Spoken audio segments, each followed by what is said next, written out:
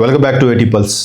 ఏటీ పల్స్ ద్వారా మనం ఏదో ఒక అంశం పైన టూకీగా విశ్లేషించుకుంటాం. అయితే ఇవాల్టి ఒక అంశం ఏంటంటే ఏప్రిల్లో 2026 ఏప్రిల్లో 4 రాష్ట్రాలకి ఒక కేంద్రపాలిత ప్రాంతానికి ఎన్నికలు జరుగుతున్నాయి.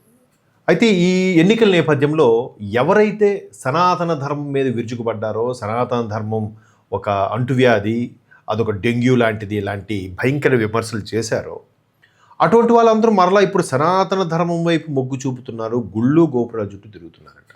దానికి బెస్ట్ ఎగ్జాంపుల్ చెప్పక్కర్లేదు, మన పక్క రాష్ట్రం ఆంధ్రప్రదేశ్లో, తెలుగు రాష్ట్రాలైన ఆంధ్రప్రదేశ్లో మాజీ ముఖ్యమంత్రి జగన్మోహన్ రెడ్డి గారు మరొక్కసారి సనాతన ధర్మం బాటపట్టారు.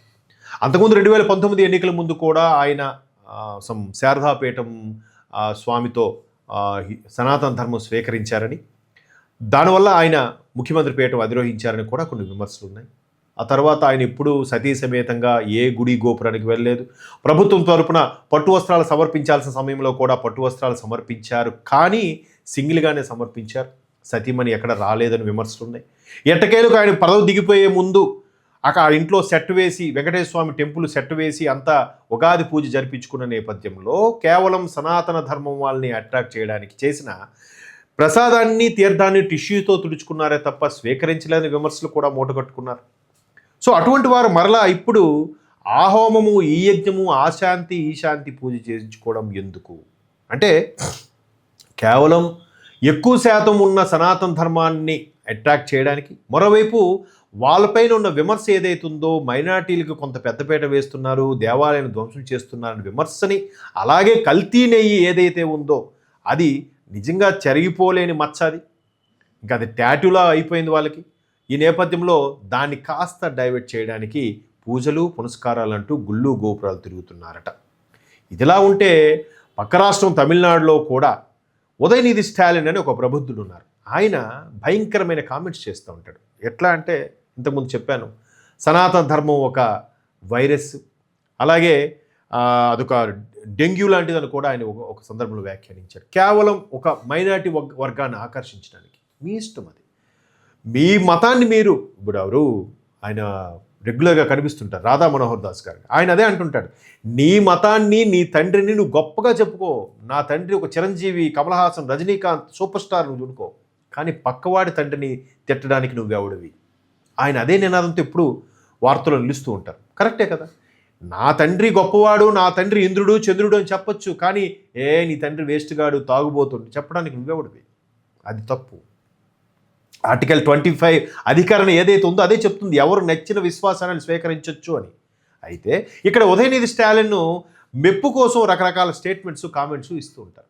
ఈ నేపథ్యంలో ఆయన్ని పొగుడుతూ అక్కడున్న ఆస్తులు కాపాడుకుంటూ ప్రకాష్ రాజు లాంటి దిగ్గజ నటులు కూడా ఉదయనిధి స్టాలిన్ని గొప్ప డిప్యూటీ సీఎం అని కూడా మెచ్చుకునే సందర్భాలు ఉన్నాయి.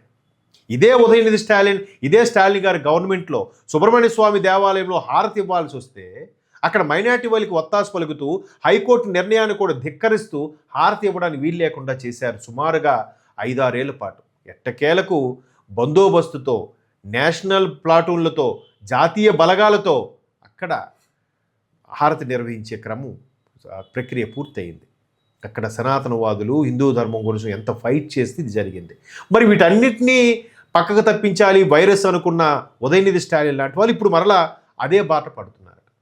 ఇకపోతే ప్రధానంగా ఈ ఉదయనిధి స్టాలిన్కి ఒత్తాసు పలికే ధర్మపురి అనే లోక్సభ నియోజకవర్గానికి, మద్రాసులో, తమిళనాడులో, ఆ ధర్మపురి లోక్సభ ఉండే డాక్టర్ సెంథిల్ కుమార్ అనే ఒక ఎంపీ, ఆయన చాలా సందర్భాల్లో వార్తలు నిలిచాడు. ఇలాంటి వ్యంగ్యాస్త్రాలు, వెటకారం మాటలు చాలా ఆడేవాడు. ఇటువంటి నేపథ్యంలో ఆయన కూడా ఇప్పుడు ఒక దేవాలయంకి వెళ్ళి పూజలు నిర్వహిస్తున్నాడంట. మరి మీరు నమ్ముకునే ఆ మత విశ్వాసాల్లో ఆ ప్రార్థనలు చేస్తే మీరు మరలా పీఠం దక్కించుకోలేరా? కేవలం హిందూ ధర్మాల్లో ధార్మికంగా ఉండే యజ్ఞాలు, హోమాలు చేస్తేనే మీరు ఎందుకు ఇదవుతున్నారు?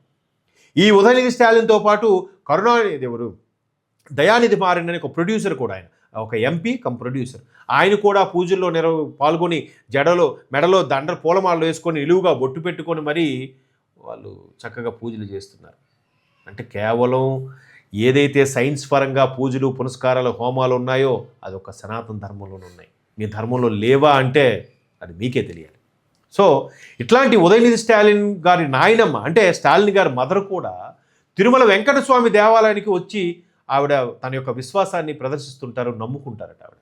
బట్ కరుణానిధి స్టాలిన్ గారి తండ్రి మహానుభావుడు ఏ లోకంలో ఉన్నాడో కానీ ఆయన కూడా నాస్తికుడు. దాన్ని రామాయణం మీద రకరకాలైన విమర్శలు చేస్తూ ప్రజలకి తప్పుతో పట్టించేలాగా రచనలు చేశాడు. మరి ఆయన భార్యని తిరుపతి వెళ్లకుండా అడ్డుకోలేకపోయాడు ఎందుకు? అది కావాలి, ఓట్లు కావాలి, సనాతన ధర్మం కావాలి. ఇప్పుడు మరలా ఎన్నికలు ఉన్నాయి కాబట్టి, వరుసగా 2 సార్లు డిఎంకే ఎప్పుడు గవర్నమెంట్ ఫామ్ చేయలేదు కాబట్టి, డిఎంకేకి ప్రభుత్వం కావాలి కాబట్టి సనాతన ధర్మవాదులు ఇప్పుడు కావాల్సి వచ్చారట.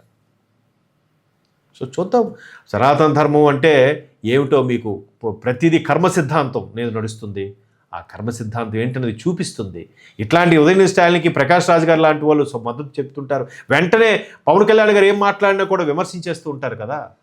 మరి ప్రకాష్ రాజ్ గారు రీసెంట్గా వాళ్ళ తల్లి గారు చనిపోతే అప్పుడు తెలిసి వచ్చింది ఆయన కూడా మైనారిటీ వర్గానికి చెందిన వారే. ఆవిడ దహన సంస్కరణలో ఒక వీడియో రిలీజ్ అయింది. సో అందుకు ప్రకాష్ రాజ్ గారికి ఎంత ప్రేమ ఉదయనిధి స్టాలిన్ అంటే, అందుకైనా పవన్ కళ్యాణ్ గారు అంటే ఎంత ద్వేషము. మీరు నాస్తికులు కాదు. ఎంతసేపు సనాతన ధర్మం మీద విమర్శించారంటే ఖచ్చితంగా లోపల వేరే బెల్ట్ ఉంది. ఆ బెల్ట్ ఏదో రీసెంట్గా ఆయన తల్లిగారు చనిపోయాక తెలిసి వచ్చింది. ఓహో, అందుకైనా విమర్శలు, మీ ఆస్తులు కాపాడుకోవడానికి అందుకైనా ఉదయనిధి స్టాలిన్కి భజన చేస్తున్నారని. సో ఎవడెటు పోయినా మరలా సనాతన ధర్మాన్ని నమ్ముకున్నవాడు ఎప్పుడు చెడిపోడు. మరలా మధ్య మధ్యలో చెలేవాడికి కర్మ ఖచ్చితంగా లెసన్ చెప్తుంది.